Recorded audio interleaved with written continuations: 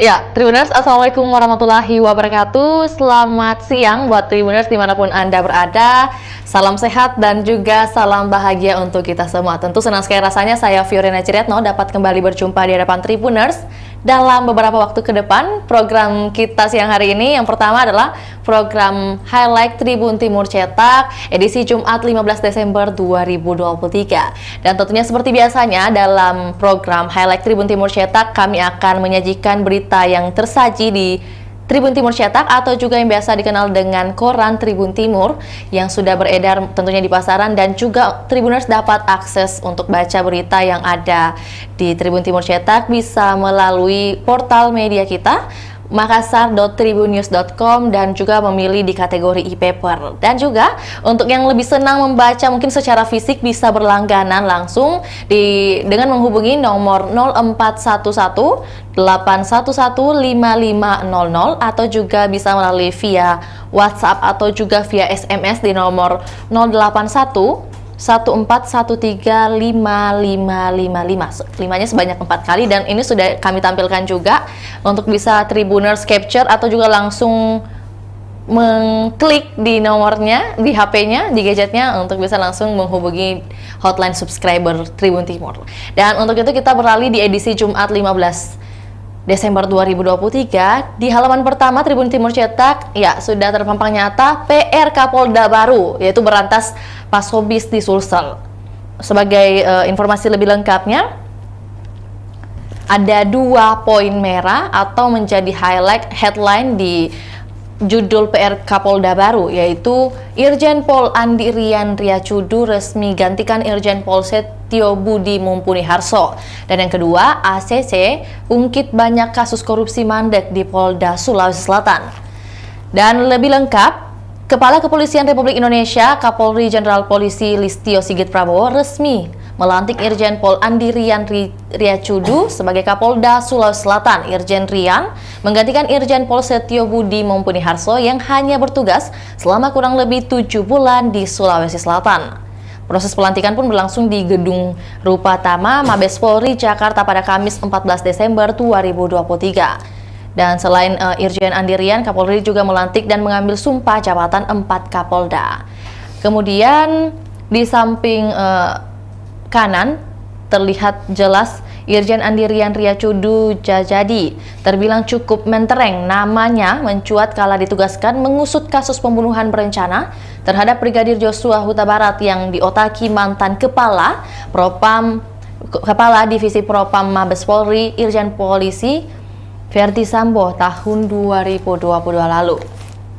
Dan di samping kiri ini dilihat bahwa yang merupakan PR Kapolda baru, yaitu berantas Pasobis di Sulawesi Selatan, dengan data yang disampaikan dan diperlihatkan di Tribun Timur Cetak.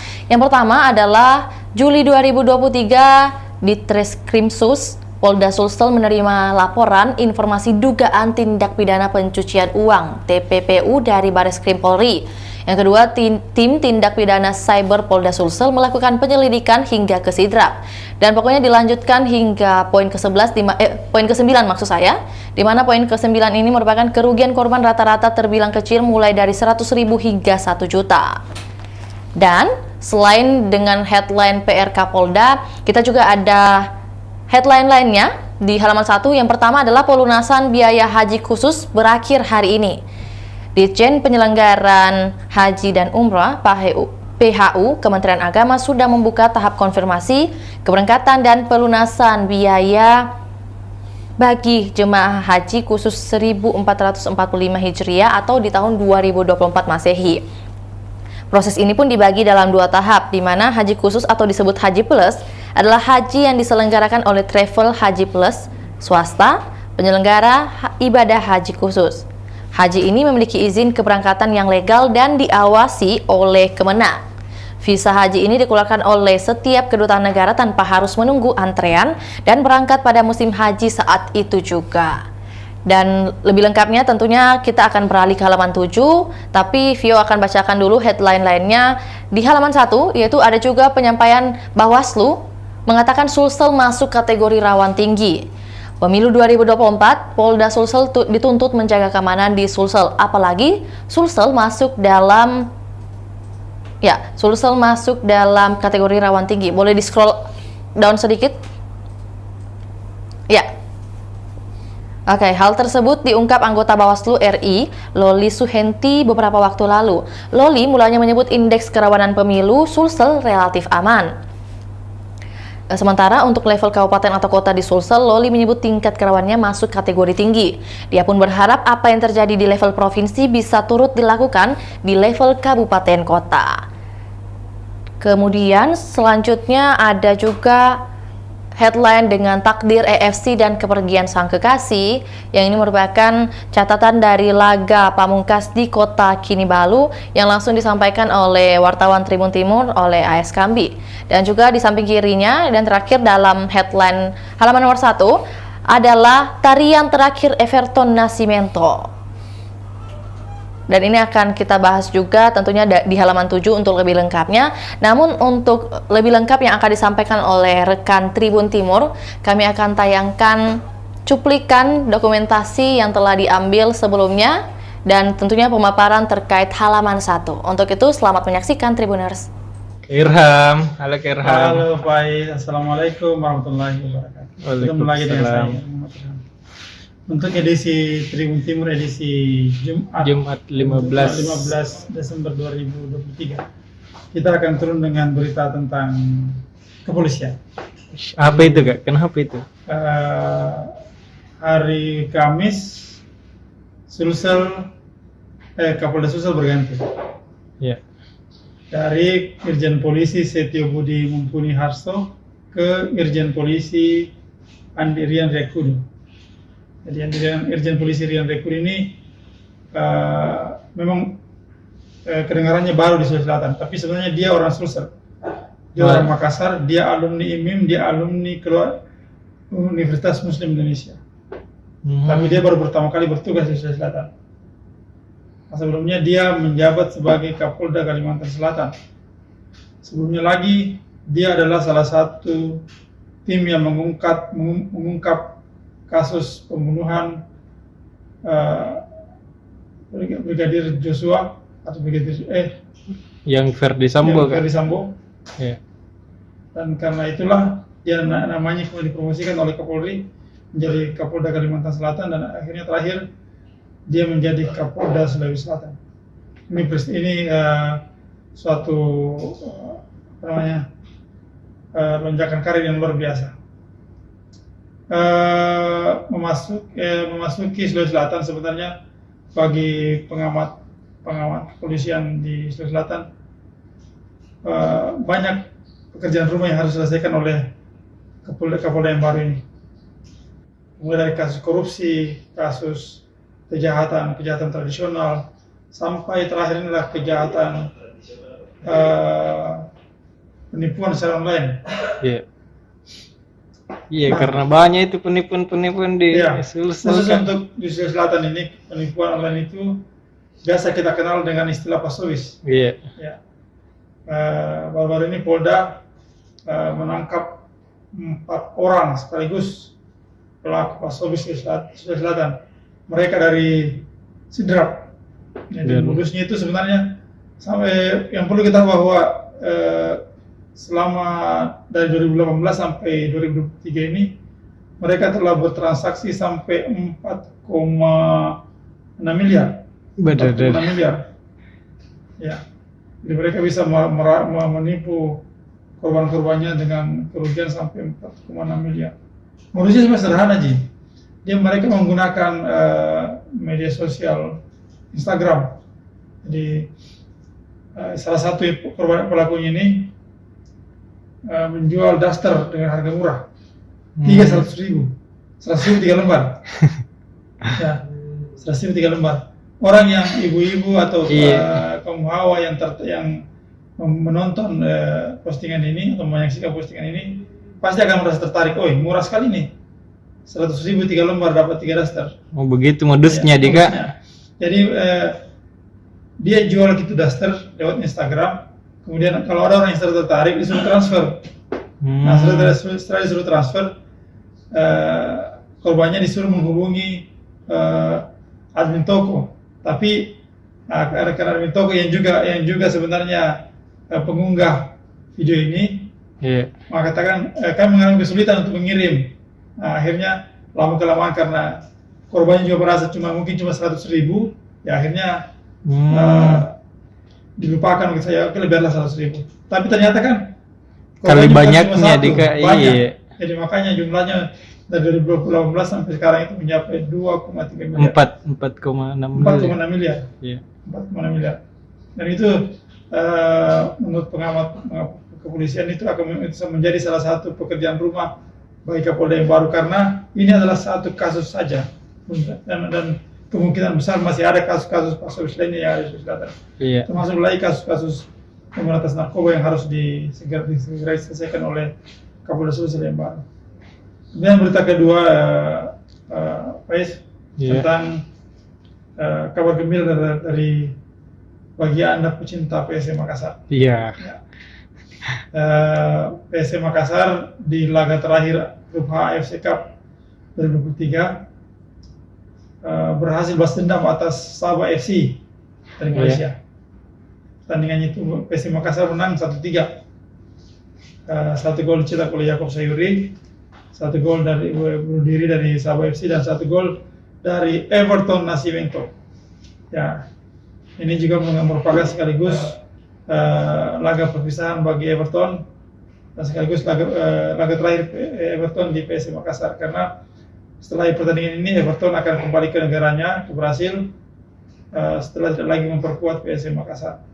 Jadi ini sebenarnya merupakan sangat disayangkan sebenarnya bagi pecinta PSM, karena di saat PSM membutuhkan striker andal, Everton bisa membuktikannya, dan ternyata juga kontraknya sudah diputuskan. Jadi bagaimana lagi?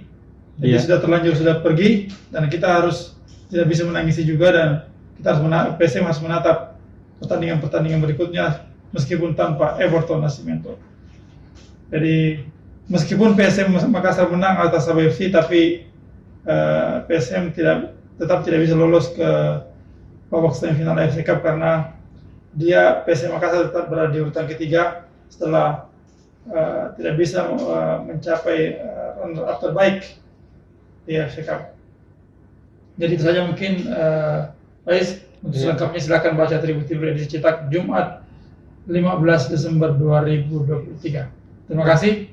Assalamualaikum warahmatullahi wabarakatuh. Baik, Tribuners, selanjutnya kita beralih ke halaman 11, yaitu rubrik Sulsel Memilih, dan masih dalam edisi Jumat 15 Desember 2023. Tentunya ada beberapa headline juga yang kami sajikan di halaman 11.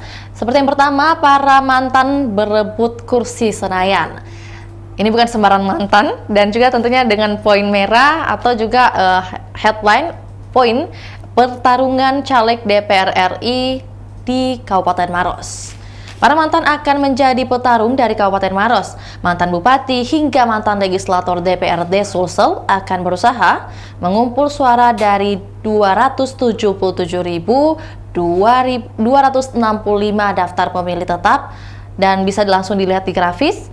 Kemudian suara Maros cukup signifikan, mencapai 11,67% dari pemilih daerah pemilihan Sulsel 2. Partai Amanat Nasional mengamankan 1 kursi DPR RI pada pemilu 2019 setelah Andi Yuliana Paris meraih suara paling banyak. Kini para mantan akan menjadi lawan dari 9 petahana yang bertarung.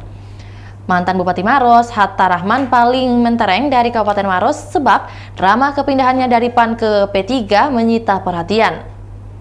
Dan lebih lengkapnya ini dari grafis yang ada di halaman 11, tentunya akan dijabarkan di dalam konten kita dengan judul para mantan berebut kursi Senayan. Namun kita beralih ke halaman headline berikutnya. Ada judul milenial memilih atas keyakinan. Ini disampaikan oleh akademisi Unhas Muhammad Iqbal Latif yang menilai ide pasangan calon atau paslon menarik jadi referensi politik, terutama bagi pemilik suara terbanyak dari kalangan anak muda, di mana Iqbal Latif menyampaikan debat capres kemarin bagian dari referensi politik untuk memilih, apalagi mahasiswa sebagai kaum intelektual. Perilaku pemilih muda disebutnya kini lebih kritis dalam memilih, bahkan 80% anak muda memilih dari keyakinan sendiri. Dan tentunya masih lebih lengkapnya disampaikan bahwa alasan milenial memilih tentunya atas keyakinan mereka, apalagi melihat debat capres kemarin. Ini merupakan referensi mahasiswa khususnya sebagai kaum yang akan memilih di pemilihan 2024 nantinya, 14 Februari 2024. Selanjutnya headline di halaman 11 juga kami sajikan, yaitu KPU Sulsel target 80% partisipasi pemilu. Disampaikan langsung oleh Komisioner KPU Sulsel dengan statement bahwa harapan kita dengan capaian tahun 2019, kita di pemilu 2024 ini berada di angka 80%. Caranya seperti apa? Yaitu membuat framing-framing baru dalam melakukan sosialisasi. Dan isi kontennya, KPU Sulsel berencana menyasar berbagai pihak seperti lembaga pendidikan, masyarakat sipil, komunitas, pemilih pemula, basis keagamaan. Kemudian, basis kelompok rentan seperti perempuan, anak dan kaum difabel. Dan juga kelompok-kelompok ini akan disasar KPU dalam kampanye penyadaran dan juga edukasi pemilih. Adapun partisipasi pemilih pada pemilu serentak 2019 berada di angka 78,2%. Jumlah pemilih Sulsel kala itu sebanyak 6.425.545 orang. Dan ada juga disampaikan bahwa di samping kanan penyandang disabilitas, Bawaslu Kabupaten Luwu merangkul penyandang disabilitas di Cafe Sul, Kota Belopa pada Kamis 14 Desember 2023. Dan juga ada informasi terkait pelanggaran APK, di mana Bawaslu Kabupaten Goa akan mengirimkan surat kepada partai politik atas alat peraga kampanye atau APK yang terpasang di titik-titik terlarang. Kemudian ada dokumentasi yang ditampilkan, bincang santai antara Komisi Pemilihan Umum Sulsel yang menggelar bincang santai bersama media online, cetak, dan radio di Red Corner Cafe di Jalan Yusuf Dengawing, Makassar pada Kamis 14 Desember 2023, tepatnya sehari kemarin.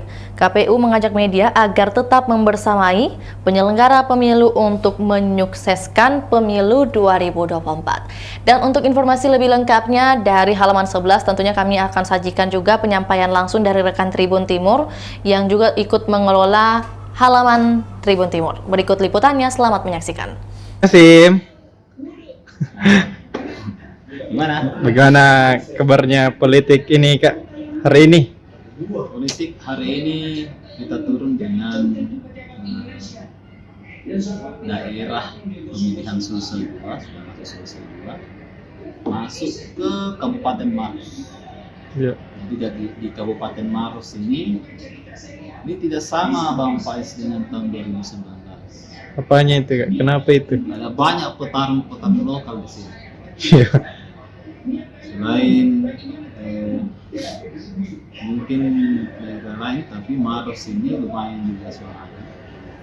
Ini sekitar 299.000 ya. Iya. Ini mencakup sekitar 11% suara di daerah pemilihan Sulsel.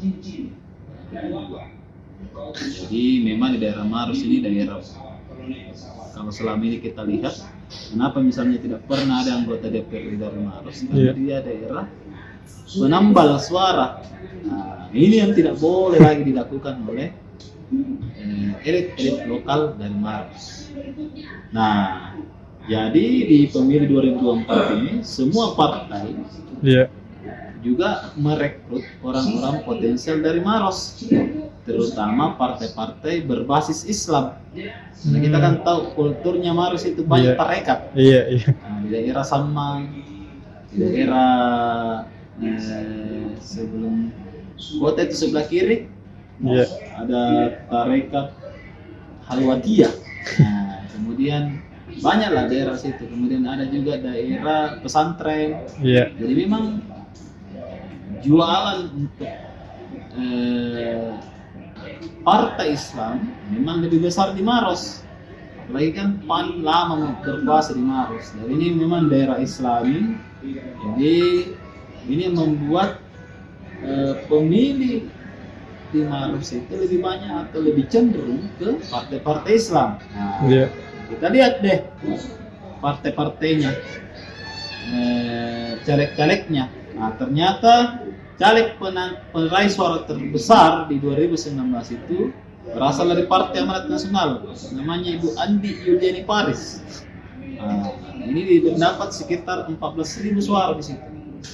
Nah, kalau dibandingkan dengan DPT-nya yang hampir 300.000 dan 14.000 kan rendah toh? Iya. Terlalu kecil. Nah, sehingga atas dasar itu analisis kita, sehingga partai-partai berbasis Islam memasang tokoh-tokoh dari Kabupaten Maros. Pertama, kita lihat ada namanya Pak Wawan Mattaliu. Wawan Mattaliu ini, Kak Wawan adalah aktivis HMI, himpunan mahasiswa Islam yang berbasis di Maros. Dia 2 periode masuk di Partai Hanura dulu. Waktu jaya-jaya Partai Hanura. Kan banyak juga anak-anak HMI di situ, Partai Hanura. Ada namanya almarhum Ferry Mursidal Baghdad. Nah, itu mantan ketua PBH ini, itu ada garis-garisnya ke situ. Nah, kemudian yang lain, kalau kita masuk lagi, kita masuk di PAN sendiri. Di PAN sendiri itu ada Kak Cacang Nur Hasan, alumnus sarjana hukum Islam ya, di Tarbiyah sana di UIN Alauddin Makassar. Jadi yang ini Kak Cacang ini adalah mantan calon bupati dulu waktu masih kuat-kuatnya juga Hanura. Jadi memang masuk semua ke partai-partai berbasis Islam. Kemudian ada namanya Andit Tajerimin. Andit Tajerimin ini pengusaha dan dia masuk di Gerindra. Dan memang beberapa pengusaha-pengusaha top itu hanya 3 pilihannya saya lihat ini: Gerindra, Nasdem, Golkar. Karena memang kan basisnya atau sayap-sayapnya dulu kan memang banyak di situ. Iya. HIPMI kan banyak masuk. Kemudian ada juga yang lain ini ada Sahiruddin di Nasdem. Tapi yang teranyar ini dan paling kita anggap ya lumayan kuat lah ya, Hatta Rahman, mantan Bupati Maros yang bergabung di P3. Oh. Dari dia pindah dari PAN ke P3, mantan ketua DPD PAN Maros. Nah, artinya gimana? Artinya perlawanan elit lokal di Maros untuk pemilu 2019 mendatang ini akan cenderung lebih sengit. Nah, meskipun mereka para mantan, kita kasih para mantan, mereka ini lebih cenderung lebih cenderung punya kekuatan basis. Nah, perlu diingat Bang Faiz, Hatta Rahman ini punya hubungan yang khusus dengan Wakil Bupati Maros, meskipun dia ketua Golkar, ini sama-sama ada hubungan baku ipar. Oh, iya. Kemudian dengan Ahir Sam juga. Jadi selama 10 tahun memimpin Hatta Rahman, Ahir Sam selalu menjadi ketua DPR. Nah, artinya adalah banyak lah ya. Tinggal kekuatan kapitalisasi modal ya, apakah bisa mengkapitalisasi pergerakan itu atau tidak. Tapi secara basis Hatta Rahman lebih banyak menguasai Maros. Itu bicara 10 tahun lalu. Nah, ini kita tidak tahu apa yang terjadi di 2023. Karena 1 bulan saja orang berhenti jadi bupati itu sangat berpengaruh, drop pengaruhnya. Apalagi ini sudah 3 tahun Hatta Rahman tidak menjabat sebagai bupati. Ini yang menjadi menarik. Apakah elit lokal ini mampu mengancam atau ini menjadi ancaman serius untuk 9 petahana yang bertarung ini? Atau justru mereka hanya menjadi cawe-cawe jadi saja? Ini yang perlu kita lihat. Kita tunggu geliat dari para penantang dari Kabupaten Maros ini. Seperti itu. Kemudian berita lainnya terkait dengan partisipasi pemilih. Yang KPU Sulsel itu menarget 80% partisipasi pemilih. Ya, naik 2% dari partisipasi yang ada. Seperti itu Bang Faiz untuk di politik. Iya. Anda baca hari ini di koran Timur, analisis kita lengkap, mulai dari datanya, mulai dari suaranya, latar belakang dan silakan. Oke. Ya, Tribuners, itulah tadi penjelasan terkait rubrik Sulsel Memilih. Selanjutnya kita melangkah ke rubrik Tribun PSM yang tentunya menjadi kebanggaan masyarakat Makassar dan juga supporter tim Juku Eja. Dengan headline dari rubrik Tribun PSM yaitu runtuhkan angker Brawijaya, di mana poin merahnya disampaikan kelelahan dan badai cedera hantui pasukan Ramang. Ujian berat menanti PSM Makassar pasca menang 3-1 melawan Sabah FC pada partai pamungkas AFC Cup 2023-2024 yang berlangsung pada Kamis 14 Desember 2023 malam. Tim berjuluk Pasukan Ramang harus melanjutkan lawatan ke markas Persik Kediri.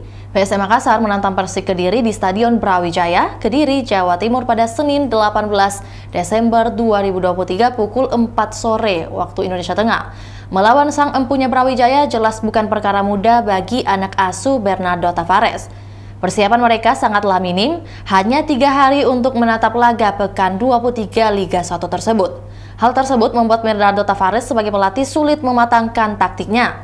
Ditambah, estimasi perjalanan jauh yang harus ditempuh dari Kinabalu, Malaysia ke kota Kediri. Perjalanan panjang pasti membuat pemain alami kelelahan. Kemudian badai cedera kembali menerpa PSM Makassar. Sejumlah pilar pentingnya harus menepi seperti Reza Arya, Zaki Asraf, dan Yance Sayuri. Ketiganya tak dibawa lawan Sabah. Mereka pun juga masih diragukan turun saat lawan Persik.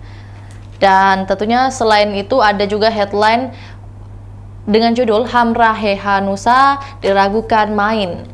Ini disampaikan oleh dokter tim Persik Kediri bahwa Hamra Hehanusa mengalami sedikit cedera di bagian ankle saat akan menghalau bola dari pemain lawan. Di mana Persik Kediri diprediksi tampil pincang saat melawan PSM Makassar pekan ke-23 Liga 1 musim 2023-2024. Laga Persik Kediri versus PSM Makassar yang akan digelar di hari Senin 18 Desember 2023 tepatnya di Stadion Brawijaya Kediri. Pemain Persik Alhamra Hehanusa dilaporkan mengalami cedera pasca laga melawan Persib Bandung. Pemain berposisi bek itu dikabarkan menderita cedera ankle. Adapun tadi yang disampaikan langsung oleh dokter tim Persik Kediri yaitu Yusuf Sulfikar bahwa masih harus memastikan kondisi lebih lanjut sang pemain. Dan di samping kanan dari Hamra Hehanusa diragukan main, ada juga headline Tavares punya perhitungan yang disampaikan oleh Bernardo Tavares bahwa jadi saya tidak mempersiapkan laga hanya untuk kalah atau imbang. Kami mempersiapkan semua laga untuk menang. Pengamat sepak bola Tony Ho menyampaikan menghadapi 2 kompetisi AFC Cup dan Liga 1 tentu sudah menjadi resiko. Pelatih pastinya sudah mempertimbangkan dan punya perhitungan. Stok pemain yang ada akan dimaksimalkan di tengah badai cedera.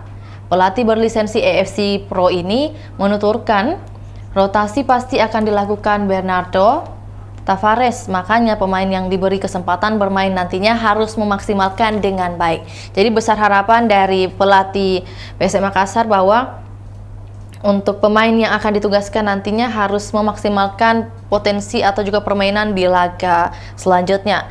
Kemudian ada juga informasi terkait faktor tak untungkan PSM lawan Persik, ada klasemen Liga 1 dengan jumlah poin, dan juga ada head to head di mana ada PSM Makassar di Liga 1 2023-2024, Liga 1 2022-2023 dan Liga 1 di 2021-2022. Dan untuk informasi lebih lengkapnya dari rubrik Tribun PSM, tentunya kami akan sajikan juga yang disampaikan langsung oleh rekan Tribun Timur. Berikut laporannya, selamat menyaksikan. Halo Kakak Sode. Halo Faiz, apa kabar? Baru bagaimana kemarin PSM ini Kak? Kan sudah main ini lawan Sabah. Bagaimana kabarnya ini Kak? Alhamdulillah, tentu menang 3-1 ini menjadi modal bagus PSM untuk fokus di Liga 1. Iya. 4 hari Ke depan PSM akan melawan Persik Kediri di Stadion Brawijaya Kediri pada Senin 18 Desember 2023. Tentu ini menjadi pertandingan yang bisa dikatakan tidak menguntungkan bagi PSM Makassar. Kenapa? karena PSM Makassar baru saja melawan Haipong pada Kamis 14 Desember, kemudian hanya 3 hari untuk melakukan persiapan. Belum lagi di luar dari estimasi perjalanan yang akan dilakukan oleh skuad pasukan Rama.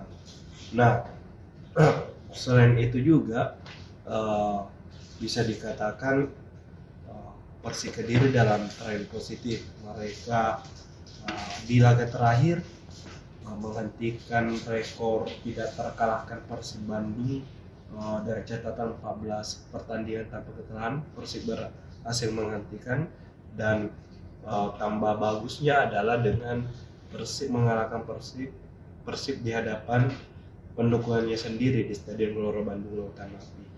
Nah, selain itu secara estimasi istirahat Persik juga lebih unggul karena terakhir mereka bermain itu pada Minggu 10 Desember, artinya ada 6 hari atau 7 hari untuk melakukan persiapan, dan secara kebugaran pasti mereka diuntungkan dibandingkan para pemain PSM Makassar. Kemudian yang tidak menguntungkan juga bagi PSM dan menguntungkan bagi Persik adalah Persik saat ini dalam tren positif jika bermain di kandang. 4 laga terakhir, bukan 4 laga terakhir, 10 laga bermain di Stadion Brawijaya, mereka mengantongi 5 kemenangan, kemudian 2 kekalahan dan 1 hasil imbang. Tentu ini merupakan hasil yang sangat positif bagi Persik Kediri, dan tentu ini akan menjadi tugas berat bagi MA Fan CS untuk meruntuhkan keangkeran Stadion Brawijaya. Makanya itu akan menjadi judul di headline untuk halaman PSM, yakni runtuhkan keangkeran Brawijaya. Nah, selain itu